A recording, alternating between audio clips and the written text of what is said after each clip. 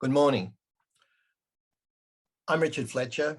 I'm the leader of the SMS4dads project, and this is a presentation on how father inclusive practice fits in with SMS4dads as a project. Let me acknowledge the traditional owners of the land that I'm speaking from, the Wabakal and Warramai people, and pay my respects to elders, past, present, and those emerging. Father inclusive practice is an emerging style of practice which includes fathers as well as mothers in clinical interventions and support. And these are things that we have worked on with professionals over the last, I suppose, 20 years, that there's a lot that dads don't know, and including myself as a father. It's not because we're stupid, but because we haven't really been in that position to know how to be included. It's important to help couples communicate rather than assume they will, and to remember that the dad is often the first line of support for mothers.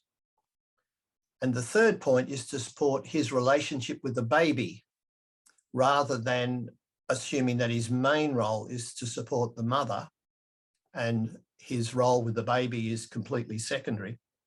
It's important to assume that he's interested, even if it doesn't look like that.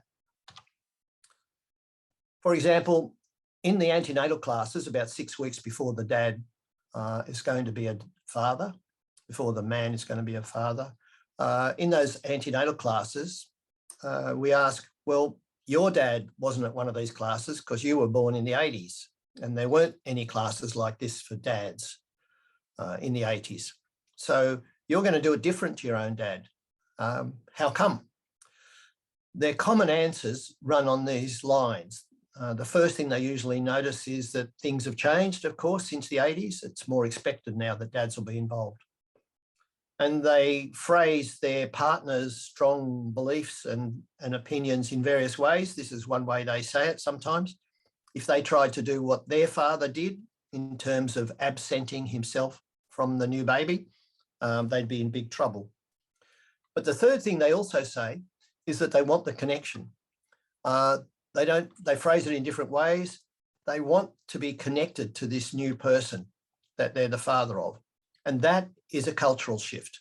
Not that these dads love their babies any more than previous generations, but these dads will express this desire, will claim this as part of their role, that they want the connection. And that's something we've really got going for us that we can build on. However, a lot we don't know as dads. Most dads are not very clear about what attachment is or how it works. Everybody knows the idea of bonding, but how you do bonding, that's a mystery. And where to go to get help about bonding or any aspect is not really well known amongst fathers. And also, yes, you're supposed to be supportive, but what does that mean, really? It means not yelling, perhaps, that's pretty clear, and trying to do your share, but what does support really look like? And also, how important are you? That's something that dads are unclear about, except in a very general way. For example, in the antenatal class, you say, how long are you going to take off? The most common answer is 2 weeks, which is the average in Australia for males, or at least it was before COVID.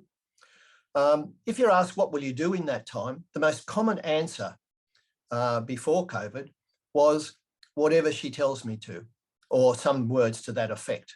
And you might think that's wonderful that they have such respect for the mother's views and knowledge. But I'd say what it indicates is that they don't really have a clue about how this works after the baby's born. And it's important to remember how important he is to her. So this Schmid's paper from 2016, where they asked mothers who were either at risk or not, who would you seek help from? The first person you'd seek help for emotional issues. And you can see there that the most common one, above health professionals and GPs and online support, which people are very keen on now, the most common person you would, or the most common place you would go for support is your partner. So dad's role in supporting mums is a key part of the picture of father inclusive practice. So the role of clinicians in father inclusive practice is to help couples communicate rather than assuming that they will. And when you're seeing the couple together, we know this is an issue because of time pressure and because there's a lot of forms to fill in often. But with a couple, it will help if you're asking his view as well as hers, if you're making eye contact with him. And when you do see the mum by herself, which is common, asking how he is going to view what you're talking about, or giving her a chance to articulate, well, what will you say when you go home about this? The issue that you might have seen the clinician about. In supporting his relationship with the baby, most dads are quite aware that they're not the main game. Most dads are quite aware that it's the mother who carries the baby, gives birth, and so on. She is also the one who usually knows a lot. But I think it's important then to assume he's interested, even if he doesn't know a lot, and to remind him of his importance. And clinicians do have lots of practical ways to help him be involved in the care of the baby, in the hospital or the home visit. But also you can link him to resources, particularly SMS4dads. I'll now describe some of the features of SMS4dads. It consists of 3 messages a week, roughly. And the themes on the messages, these are brief text messages, quite brief. The themes are father-infant attachment, fathers supporting the mum and being a team player, and fathers looking after themselves, mainly in the mental health space. The messages are written from the baby to encourage the idea from the dad that this is the baby talking to him, even antenatally. And I'll show you some examples. There are about 80 embedded links. So roughly every 3rd message has a link that sends the dad to more information on places like Raising Children Network or Beyond Blue.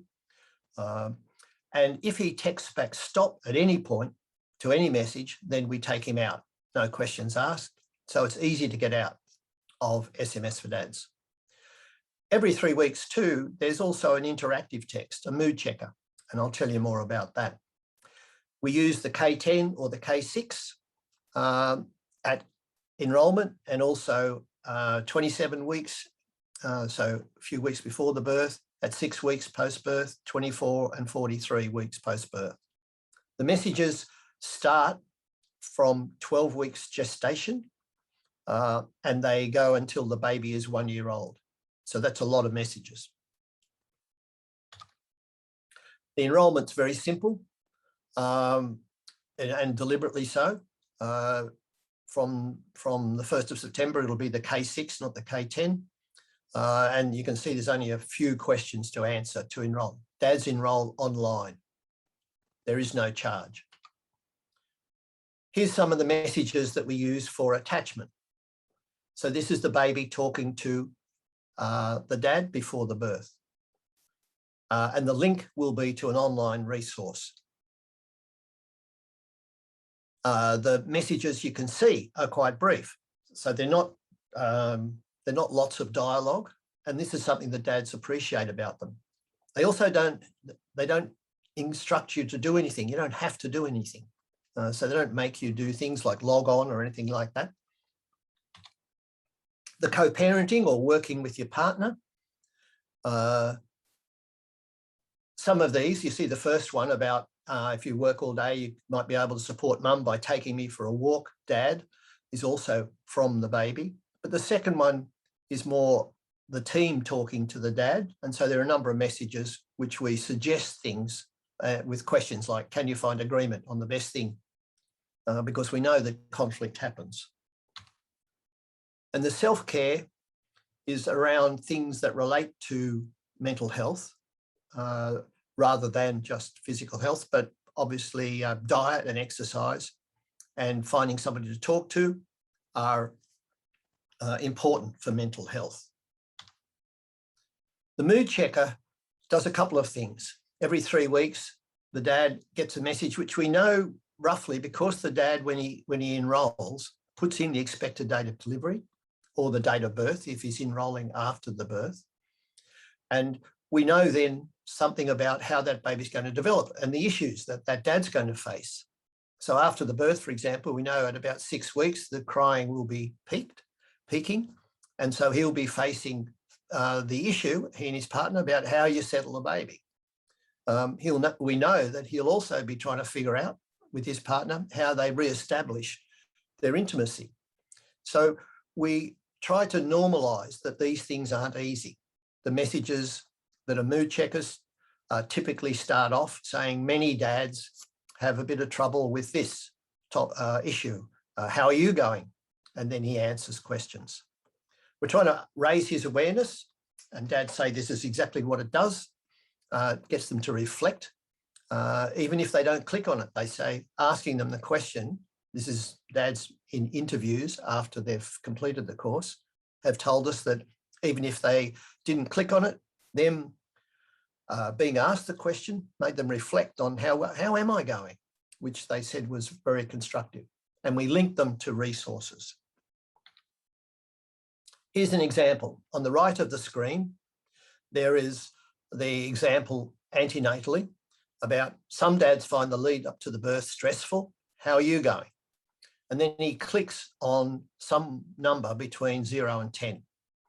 And if he clicks on the top, like 9, 10, we know he's going fine. So he gets a message back saying, good on you. If he clicks on the bottom, we know he's really struggling. And I'll tell you about the escalation. If he clicks in the middle, then he's asked a couple more questions to try and figure out how well he is. Because dads will say sometimes they're okay. And you know that phrase, are you really okay? Well, that applies in this case. On the left, you can see the topics that the mood checker covers, and the weeks are marked from the birth as 0. So 19, the introduction is 19 weeks before the birth, and so on. And they're not things that only happen in that week, of course, but we space them out so that the dads get regular questions.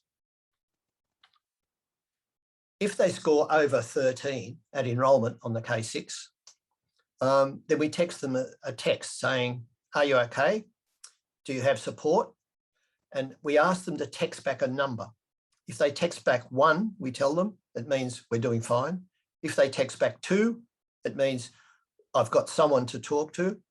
If they text back 3, it means I'd like help now. If they text back a 3, then we escalate them, send their phone number, name and postcode to Panda, and Panda subcontract to us. That's the Perinatal Anxiety Depression Australia helpline. They then call him within 24 hours. That's the escalation when we know a dad's really in distress. The mood checker questions often include questions where they're not exactly saying, I'm not coping, I'm really worried, I think I'm going to do something drastic. They're more like, I'm just in trouble and I don't have anyone to talk to. Then we send them to Men's Line. So that's the other escalation, if you like, where they're sent to Men's Line. We also have been asked many times about what about early babies? What about if the baby doesn't come on time but comes early? We've developed some messages and a process for babies that are 34 weeks or less, because we're pretty sure if they're less than 34 weeks, then they're going to spend some time in NICU. And so we've designed special messages.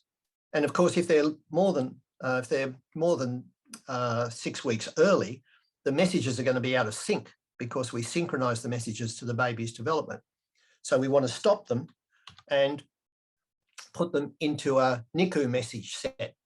These are some examples which were developed with NICU staff and the research on dads in NICU. You can see that they try to support dads to be involved with the baby and to recognise that his emotions are important. The next phase of SMS for Dads is to be national, is to be available everywhere in Australia. So that's a Department of Health funded initiative that's starting on the 1st of September 2021. That'll be available for all dads. Eventually, it'll be restricted to rural and remote, but at the moment it's available to everybody. And I'm speaking in September 2021. It will also target Aboriginal dads, dads whose partners have perinatal mental illness, and dads whose partners have a miscarriage or stillbirth, but that's in development. We hope you'll encourage dads to sign up. Thank you.